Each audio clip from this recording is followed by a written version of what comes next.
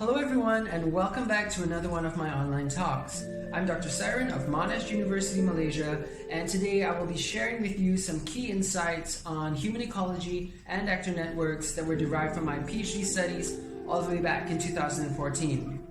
Because the contents of today's talk might be a bit technical and hard for some of you to follow, I've also taken the liberty of including working definitions on key concepts that I talk about, which you can find highlighted right here on the top right corner of each screen. The contents of my talk today is essentially the culmination of 4 unforgettable years of love and labor. Approximately 16 months spent navigating the unfamiliar terrain of the Semai place in Uluguro, and 3 more years back here in Sunway City navigating the more familiar but even more challenging landmines of academia. The Semai of Uluguro are an indigenous community who reside in the Bukit Kinta forest in the state of Perak, West Malaysia. They have a long and convoluted history with community-based conservation that has spanned over a decade. In their heyday, the Uluguro Semai were lauded as examples of successful community-based conservation, but this success has since been diluted due to the departure of partner NGOs from the region. The mushrooming of private ecotourism outfits in the forest have also posed new challenges for the Semai community as well, as various stakeholders now compete over their appropriation of nature as a source of income. It is the narratives of these people and this community which provided me with the basis for most of my insights on human ecology and the actor networks of the Bukit Kinta rainforest. There is really so much that I would like to share with you all today about my experiences in the field and the many lessons on life and nature that I've learned from the Semai people. But I will try to keep it short and focus only on key observations that I made from my time there. I will be presenting these in 2 parts. In the first part, I will debunk a popular view in community-based conservation known as the ecologically noble savage. And in the second part, we'll attempt to demonstrate how strength and security are consolidated by indigenous communities through their relationship with non-human entities in nature. In doing so, I propose that we can adopt new perspectives that will eventually lead to more sustainable partnerships in community-based conservation. I hope you find this presentation both illuminating and informative. The main motivation that drove me to conduct this research was the desire to contribute to a body of knowledge that would help conservation workers engage in more meaningful and equitable forms of alliances with indigenous communities. Although indigenous partnerships have been a staple trend in biodiversity conservation over the past several decades, these relationships have not always been equally beneficial to the communities involved. A key limitation that I identified in the literature was the lack of meaningful dialogue between conservation groups and the many unique ontologies and epistemologies of indigenous societies. For instance, many of the early conservation movements often painted a rather idealistic but simplistic view of indigenous people. This position, also known as the ecologically noble savage, assumes that all indigenous communities must always act in harmony with the natural world. But while this pronouncement is not inherently a negative one, the implications of it can be. While supposedly placing indigenous lifestyles on a pedestal with one hand, the ecologically noble savage approach has also been used to limit their social mobility and prevent their access to natural resources. Often, expressions of reflexive modernity among indigenous communities is misinterpreted as a disauthentication of indigenous identities or a distancing from nature. The crux of the problem is therefore that these partnerships have not always recognized the autonomy of indigenous societies or sufficiently validated their approaches, motivations, and needs. As such, the focus of my work with the Semai communities of the Bukit Kinta rainforest was both a project of identity mapping and network tracing. I argue that indigenous identity politics are intrinsically linked with their lived environments, and that every facet of that identity, whether literal or symbolic, is grounded upon a specific relationship with various entities in nature. By understanding the composition of indigenous identities in this way, I believe that it is possible to acknowledge the close relationships they have with their ecosystems without oversimplification, and thus formulate more sustainable approaches to community-based conservation in the future. We shall begin our journey with an exploration of the self. A key negative feature of the ecologically noble savage approach is the suggestion that indigenous people who do not conform to high environmentally conscious standards have compromised on their identity and moral integrity. Various socioeconomic practices, such as the continued hunting of animals, are often painted by environmental groups in a negative light. But while their objections are understandable, it is also naive of us to expect indigenous people to remain static and unchanging in a rapidly transforming world. Despite the different lifestyles and belief systems, indigenous communities are still subject to many of the same economic and political pressures that we are. Additionally, despite any adaptations that may have occurred, a majority of my semi-informants also did not believe that they had compromised at all. In fact, many would insist that the core values of their identities continue to remain intact. The task at hand is therefore twofold. The first is to provide a framework for understanding the composition of indigenous identities, and building from that, to use this framework to analyze how the semi-communities of the Bukit-Kinta rainforest have secured their social reality over the past 10 years. I approached these tasks through an appropriation of Tim Ingold's perspectives on studying indigenous people. Tim Ingold is a social anthropologist whose work with hunter-gatherer communities often included ecological approaches to understanding environmental perception and human-animal relations. Situated within the broader field of indigenous studies, it is an attempt to provide a fresh perspective to understand how indigenous people ensure their ontological security. Where many traditional ontological models adopt a position that assumes a process of bracketing, Tim Ingold's approach draws from an assumption that the entire world, and not just the world of human persons, is saturated with powers of agency and intentionality. In that sense, while the ontological securities of most modern societies are predicated on their ability to conquer an otherwise meaningless landscape, the ontological securities of many indigenous people depend instead on their success at translating the objectives of their community within pre-existing environmental networks.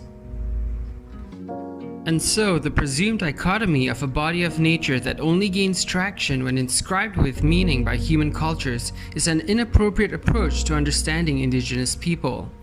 This is because such an approach would outright dismiss some of the core assumptions that continue to inform indigenous way of life even today. And so, to properly understand indigenous ontological security, we must first contend with their relationships with other organisms and with the world around them, and we will need to do this at face value. If you're still having some trouble seeing the difference, perhaps this illustration will do the trick. Here are examples of two different ways of perceiving nature. On the left-hand side are views typical to societies that view the environment as a landscape of meaningless objects. To members of these societies, natural objects are only meaningful when they serve a function in relation to human beings. The ontological security of these groups is therefore structured around how successfully they have managed to appropriate natural processes into societal value systems. For example, by modifying biology, by inscribing symbolic meaning, or assigning arbitrary values based on how these objects are used by humans. On the right-hand side of the screen, however, we have a view that is typical of many forest-dwelling indigenous communities. For these communities, ontological security is based on the assumption that the environment itself is not only an agentive force, but one that possesses meanings which are independent of human beings. To these communities, nature in and of itself is not meaningless, but rather a part of a larger network of organisms that predate their own societal values. As such, the meaning of natural objects is not derived from a successful appropriation of nature into their own value systems, but rather whether or not their societies are capable of integrating their practices with those of the natural world. Of course, we can occasionally find parallels in the way that these two perspectives manifest in everyday life, but as we can see here, the core assumptions that inform them are essentially unique. And so what we're doing here is also making a distinction between enculturation and enskillment. While enculturation is concerned mainly with the structuring of society through navigating symbolic landscapes, enskillment is rooted primarily within the act of experiencing the world itself. In the process of enskillment, meaning is not derived through symbolic appropriation, but inscribed within specific skill sets that are needed to survive. For the Semai, like many indigenous communities, this involves learning about the environment, traditions, and belief systems through a complete physical immersion into the physical environment. Semai children, or adopted novices like myself, are shown and then forced to physically and personally engage with these natural processes. By directly engaging with this network of plants, animals, and landscapes, novices become so involved that we learn to anticipate changes in the environment and structure our responses appropriately each time. There are many examples of this in my ethnographic data, but I'm just going to highlight a few. The Semai community, for instance, do not have the same historical perception or appreciation of time that we do. Many older community members, for example, simply do not have the vocabulary to describe their ages and find it challenging to measure the time of day through the use of numbers. They have not, in that sense, perceived of time as a numerical representation of a physical event, the passage of the earth around the sun. Instead, for many of these older community members, time is perceived of quite literally, as the amount of sunlight present in relation to their own safety and security while out in the forest. This quite remarkably can be anticipated by skilled Semai community members who learn to interpret the subtle changes in the active insect communities, for example through the change in the songs of different species of cicadas. Indeed, as she oversaw my own education in the ways of the Semai, my adoptive mother, Wauji, would often insist that the bulk of Semai lived expressions must be experienced to be learned. She would often say the following: "Sometimes when we tell you, it's like it doesn't make sense. But once you've lived it as we have, then you'll know." This method of defining the self is reflexive, because it is predominantly based on lived experiences rather than learned symbolic systems that are passed down through the generations. It is in a constant state of change. In some ways, the Semai communities engage in a never-ending negotiation of social norms and practices based on their active interaction with the world around them. What this means is that while many of the lived expressions of indigenous communities are indeed linked to the living environment, these expressions are not rooted within an enduring or monolithic identity or essence. They cannot, in other words, be characterized by a single mode of expression, but rather must be thought of as expressions that are embedded within real-world phenomena. For example, the practice of collecting butterflies. Causing harm to butterflies or butterfly-like insects is historically considered taboo among the Semai people. Yet butterfly collection is a prominent practice among many Semai communities today. But when asked about this practice, many Semai collectors do not see any contradiction between butterfly collection and their own beliefs. The rationale for this lies within a broader and overarching treatment of Semai cultures regarding their hunting practices in general. As my informants explain, hunting is permitted among Semai communities, provided that they are done for subsistence and survival. Semai hunters are expected to self-regulate and to not take any more than they need. In the present day, these guidelines have been broadened due to a perceived need to hunt butterflies. As one of my informants explains, "We didn't hunt butterflies back then because we had no use for butterflies. Killing them would be disrespectful and this would have caused disasters. But we have to catch them now, but only because there is nothing left in the forest for us to eat. Because if we don't catch butterflies and sell them, how can we support our families? But we still do this according to our customs. We don't take more than we need, we don't take butterflies that are too damaged, and we strictly collect them only from specific areas." I believe that this is still in accordance with the Semai way. This observation is an important one because even as we talk about the relationship of indigenous communities to their ecosystems and ancestral lands, we must be reminded that identity is not inflexible. Instead, it is often self-determined and is a result of a negotiation process based on the community's particular needs at any given time. It is therefore possible for indigenous people to adjust their lived expressions without necessarily compromising on any sense of integrity or ontological security. As such, any narratives pertaining to authentic Indigenous expressions is only ever appropriate when articulated by the communities themselves.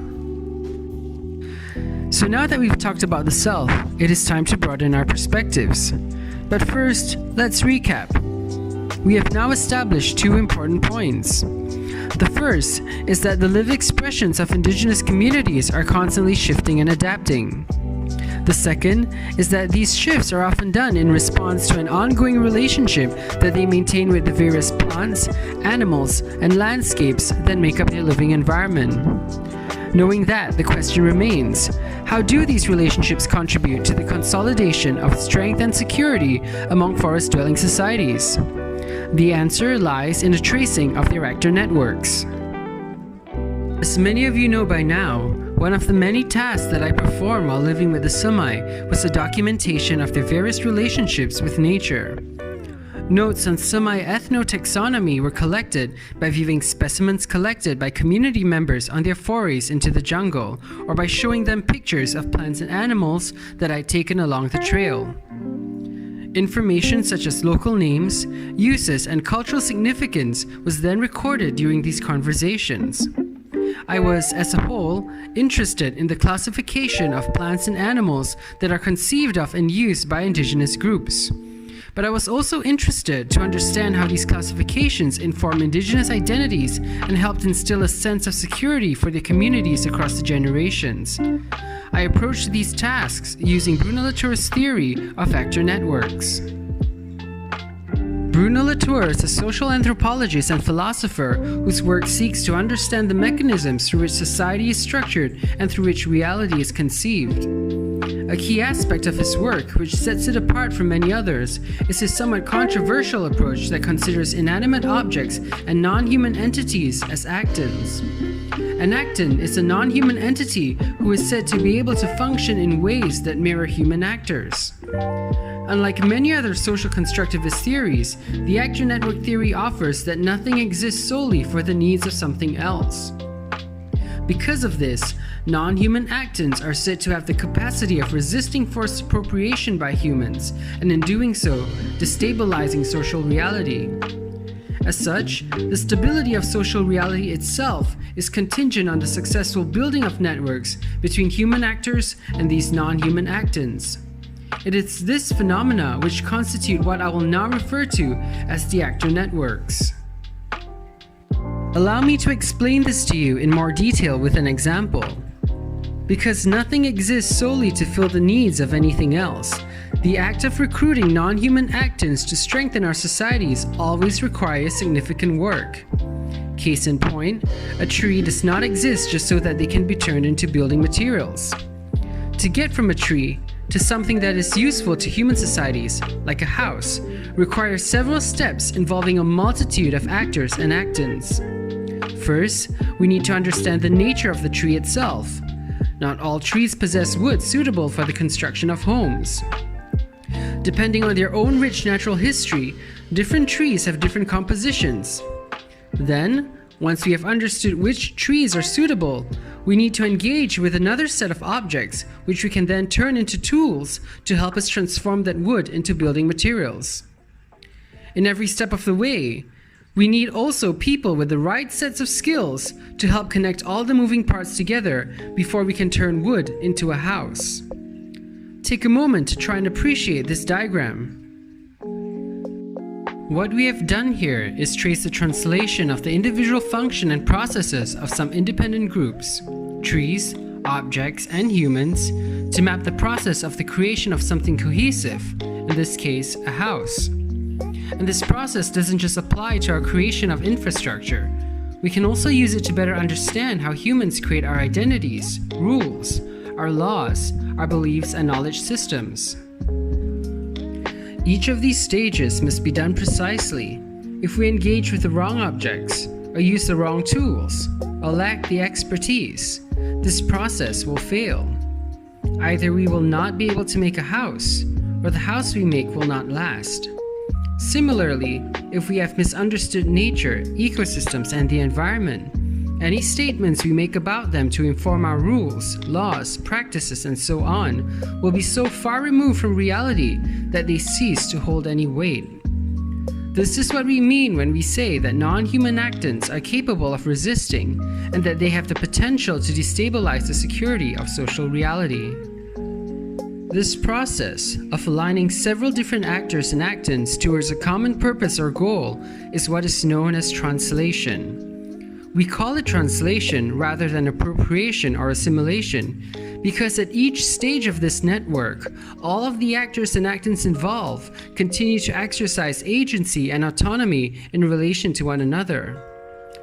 I want you to take another moment to consider this diagram. Try to think about all the other networks and connections that are not shown here. Think of the networks spanning thousands or even millions of years that were involved in the construction of society, of interactions involved in the enskillment of various individuals, and even of the millions of organisms involved in the evolution process to get to where we are today. If we were to try and map this all out, it would be an even messier and extensive diagram. But that is precisely the point. These networks, which are involved in the construction of everything, from houses to the very ideas of reality itself, are messy and are very integrated. We do not usually think about them in everyday life. A network in that sense is said to be successful when we no longer question the process of translation or recognize the autonomy of each independent part. When we look at the end product and only see a whole.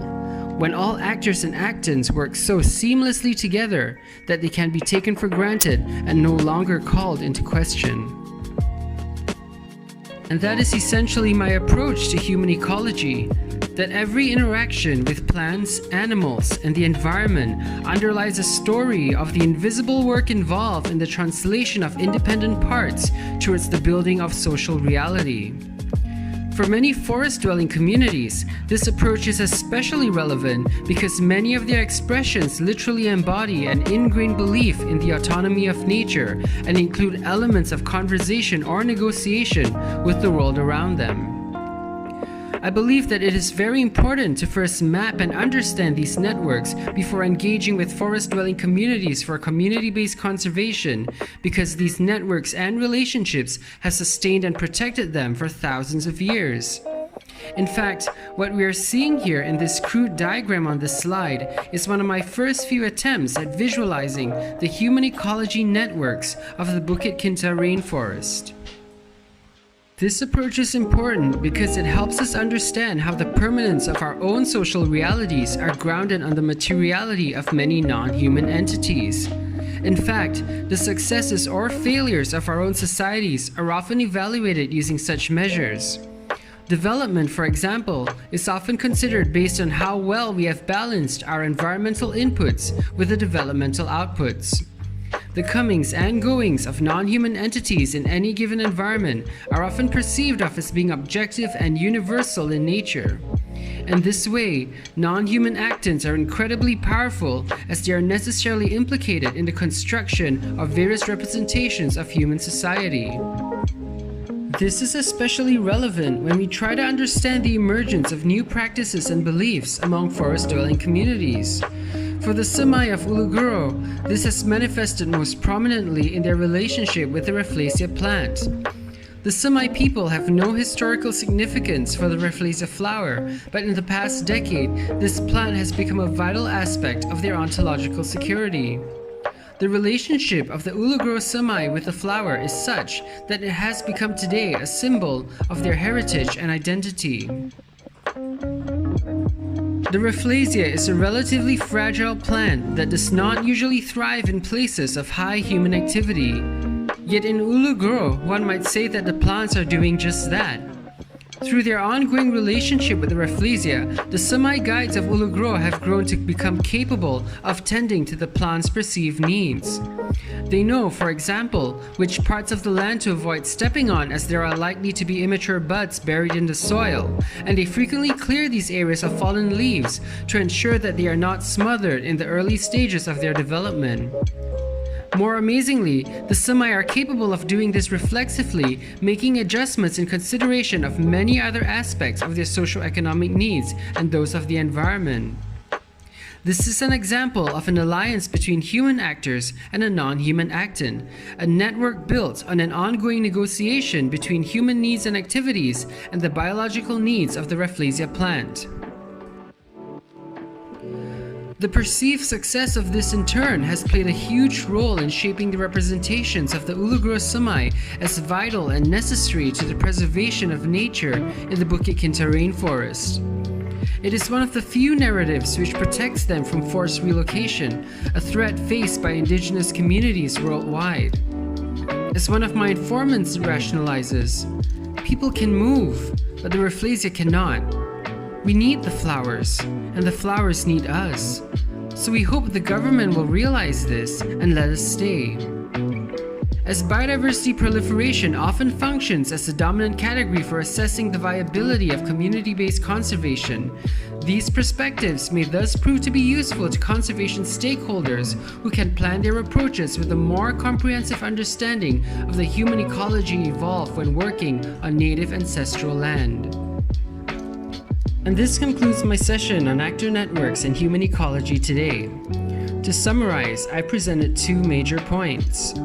First, that indigenous identities are not rooted within a monolithic essence, but rather are constantly changing in relation to their interactions with the living environment. And second, that these interactions in turn are embedded with vital clues that can help us better understand the needs and motivations of indigenous communities. Bringing both together, I believe that it is possible for us to form more sustainable partnerships in community-based conservation, but that this process will require a lot more intellectual work. Once again, thank you so much for tuning into my talk. Stay safe and stay healthy.